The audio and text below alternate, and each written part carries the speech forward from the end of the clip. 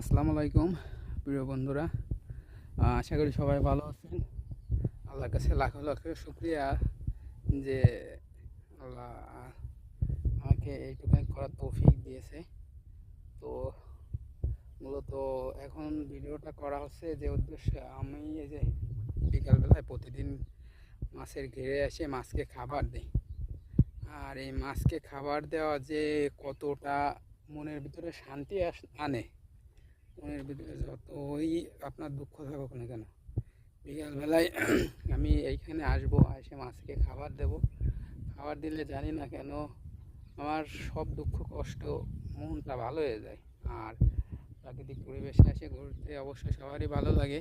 তো আমি এইখানে আসি প্রতিদিন, আমার খামারে যে পুকুরের খাবার দেওয়া লাগে প্রতিদিন আসি।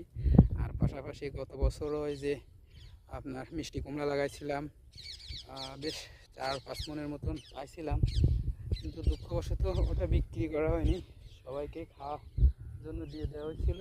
আর এবছর ইচ্ছা আছে এবছর বিক্রি করব। পাশাপাশি টমেটো যেটা আছে ওইটা লাগাইছি, বেগুন লাগাইছি, এগুলো সব কিছু লাগাইছি। আর তো এই পর্যন্তই, এইগুলোই করছি। আর সকল প্রশংসার মালিক মহান আল্লাহর কাছে লাখ লাখ শুকরিয়া। আল্লাহ আমাকে এইগুলো করার তৌফিক দান দিছে। আসসালামু আলাইকুম, সবাই ভালো থাকবেন।